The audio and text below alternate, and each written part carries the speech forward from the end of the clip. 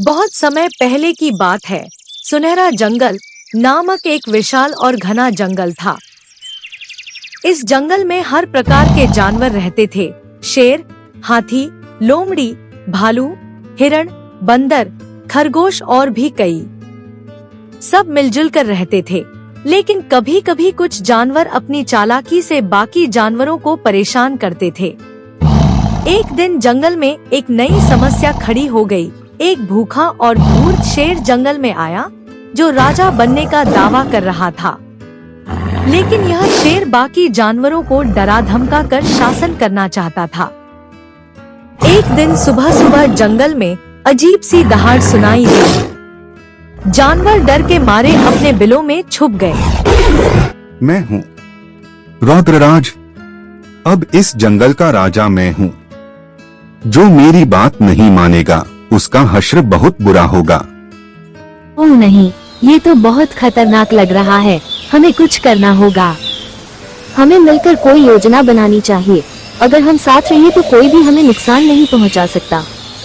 जंगल के सारे जानवर बुद्धिमान वृक्ष के नीचे इकट्ठा हुए, जहां आमतौर पर बड़ी चर्चाएं होती थी।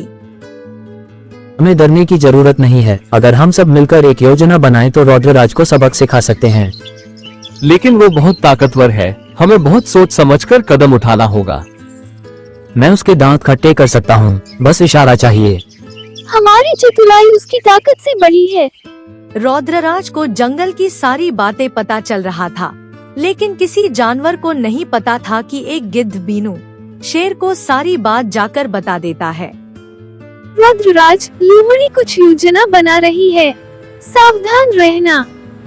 उस लोमड़ी को सबक सिखाना होगा। मैं कल सूरज उगने से पहले हमला करूंगा और उसका काम तमाम कर दूंगा। लोमड़ी ने जानवरों के साथ मिलकर एक नकली शेर तैयार किया, लकड़ी, पत्ता और मिट्टी से। उसका मुंह भी डरावना बना दिया, जो देखने में बहुत खतरनाक लग रहा था। हम इस नकली शेर को गुफा के पास रख देंगे और तोता टुनटुन आवाज निकालेगा जैसे कोई असली शेर बोल रहा हो। मेरे पास 50 शेरों की आवाजें हैं, एकदम असली जैसी। अगले दिन तड़के रौद्रराज जैसे ही गुफा के पास आया, नकली शेर देखकर डर गया। कौन है जो मेरे जंगल में घुसा? मैं हूँ जंगल का असली राजा। ये क्या? यहाँ तो कोई और शेर पहले से है। मैं नहीं चाहता दो शेर। रौद्रराज डरकर भाग गया और गिद्ध बीनू भी वहाँ से उड़ गया। तुम सबने एकता की मिसाल पेश की है। अब जंगल का सच्चा राजा एकता और चतुराई होगी। अब जंगल के जानवरों ने मिलकर निर्णय लिया कि कोई भी राजा अकेले नहीं होगा। सब मिलकर जंगल की रक्षा करेंगे।